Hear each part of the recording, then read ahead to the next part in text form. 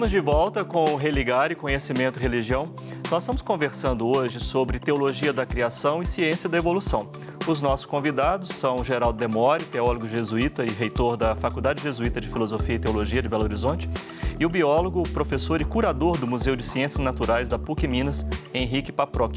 Você pode participar enviando uma pergunta para o nosso perfil no Instagram, que é @religarecr.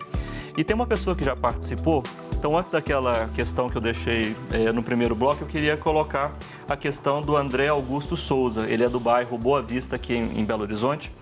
E ele pergunta assim: criacionismo e evolução deve ser debatido em sala de aula? E como deve ser esse debate?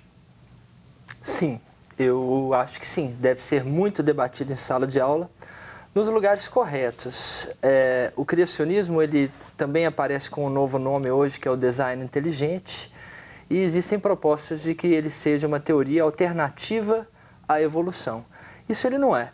Ele é um fenômeno religioso que tenta colocar nas lacunas de conhecimento um criador, que não é chamado de Deus pelo desenho inteligente, mas é um criador daquele processo, onde aquele processo evolutivo teria um final, que é obviamente o ser humano.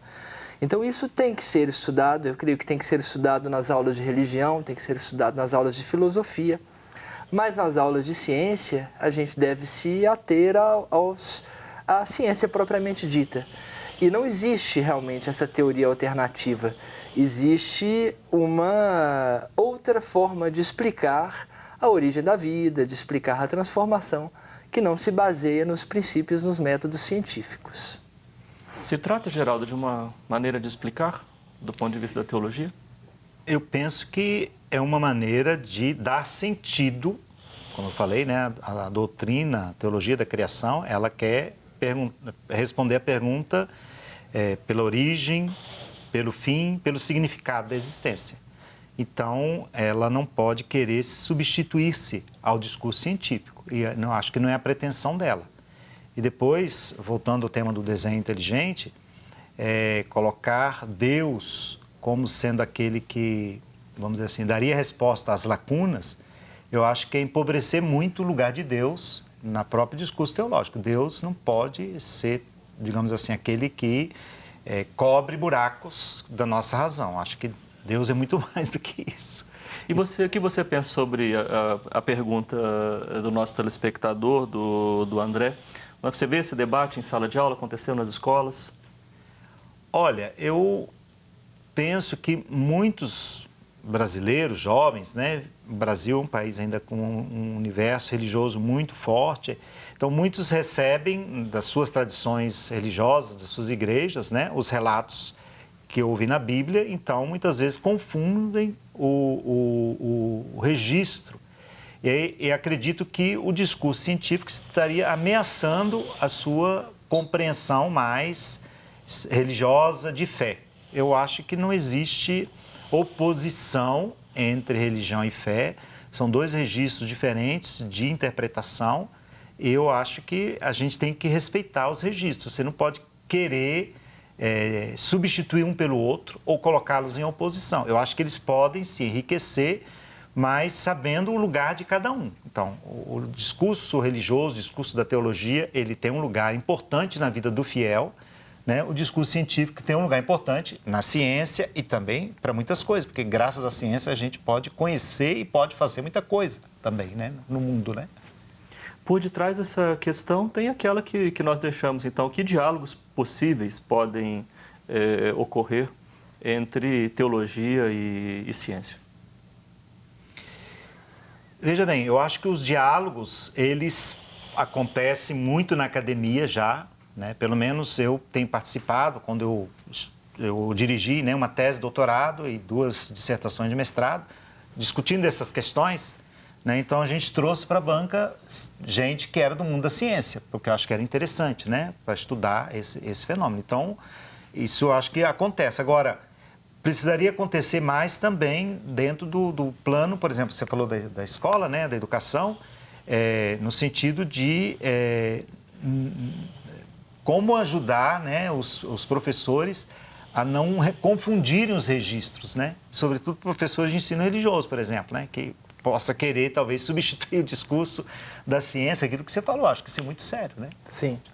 E eu também acho que no cérebro humano tem muitos lugares para se fazer coisas diferentes. Então, existe talvez o lugar da ciência e o lugar da espiritualidade, que não devem ser confundidos.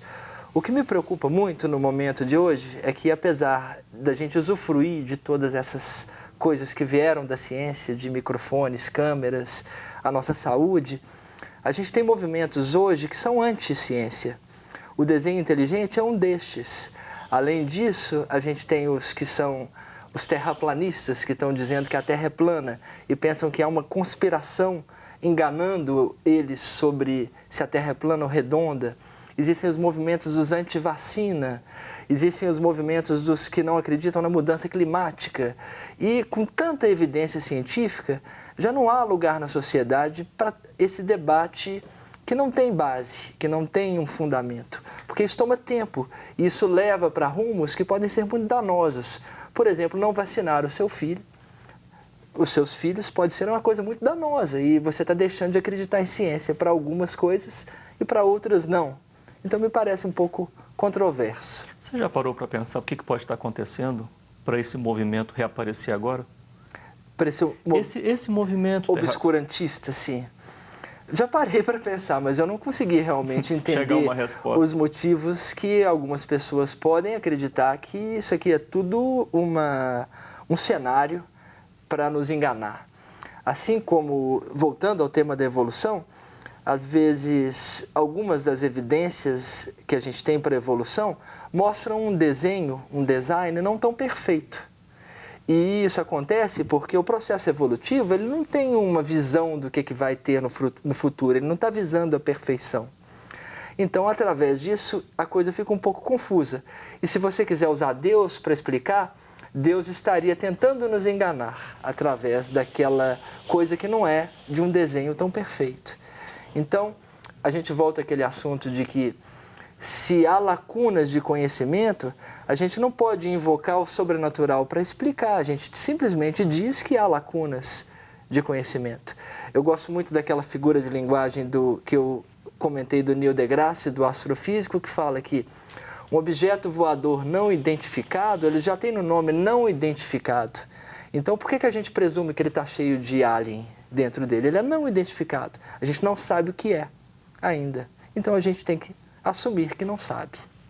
E, Geraldo, você já parou para pensar o que esse movimento está reaparecendo com tanta força, tanta gente evocando esses argumentos nada científicos? Eu acho, sim. Tem uma hipótesezinha assim na minha cabeça, o seguinte: acho que nós vivemos um mundo muito plural, muito fragmentado e com muitas explicações, com muitas narrativas. E nem todo mundo dá conta de relacionar-se com o diferente, ouvir a narrativa do outro, deixar-se enriquecer, não só pelas narrativas de vida, da diferença, né? Das diferenças de raça, de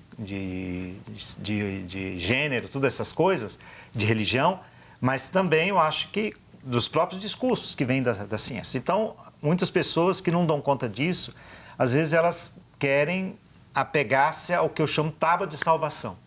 E o discurso fundamentalista na religião, na minha opinião, é a tábua de salvação para muita gente. Então, o fundamentalista, ele te dá todas as respostas, ele te impede de pensar. Então, eu acho que todos esses discursos terraplanistas, todos esses discursos que, às vezes, têm uma oposição contra a ciência, eu acho que, primeiro, não pertence à grande tradição da teologia. Por exemplo, a teologia cristã, ela sempre procurou dialogar com todas as diferentes explicações do mundo, né? Desde os relatos bíblicos, como eu dizia antes, né? E depois também, quando surgiu a teologia como discurso, né? Então, eu penso que faz parte da teologia o diálogo. Então, a teologia pode dialogar com a ciência, com todas as várias perspectivas que a ciência traz, mas eu acho que ela não pode querer cair na tentação de dizer a minha resposta é a resposta que vai cobrir lacunas. Porque eu acho que, pelo menos o Deus cristão, no qual eu acredito, não é um Deus que cobre lacunas, né? É o Deus da pura gratuidade. Então, eu acho que é muito diferente desse Deus que quer tapa o buraco, né? Sim. E, Henrique, que movimentos, que organizações, né, como que as associações científicas estão se posicionando nesse momento em que se defende, por exemplo, tem que ensinar o criacionismo como se fosse um ponto, né, um contraponto da ciência da evolução? Principalmente fazendo minha culpa que a ciência tem sido péssima divulgadora científica. Então, é muito fácil você ter uma explicação mais concebível, mais inteligível, que venha de leituras fundamentalistas. Porque a gente não sabe explicar bem para o público em geral o que a gente faz, como faz. E aí a outra explicação é muito mais tentadora, porque ela é muito mais simples de se entender. Então, muitas dessas associações, inclusive CAPES, CNPq, hoje falam da gente fazer divulgação científica de melhor qualidade. Então, isso é uma das principais respostas, eu acho, que as nossas associações estão dando. Você falou, Geraldo, do problema do fundamentalismo. O que a teologia deixou de fazer, né, para a emergência aí desses discursos? Faltou formação? Curiosamente, eu acho que existe muita formação, mas ela não atinge parcela muito importante da população, né? Então, há um investimento grande só no emotivo, pelo menos as religiões, né? Muitas expressões religiosas, pelo menos no nosso país, investe muito na emoção, e a emoção é como se ela fosse uma espécie de salvação para o racionalismo demais, né? Então, acho que a teologia também, nesse sentido, falta trabalhar isso, né? Gente, muito obrigado por vocês terem vindo aqui. O produtor já falou que o programa acabou. Semana que vem a gente volta com mais um Religare, Conhecimento e Religião. O Religare, que é projeto de extensão do programa de pós-graduação em Ciências da Religião da PUC Minas. E você pode saber o que a gente faz acessando a página pucminas.br/ppgcr. Até semana que vem.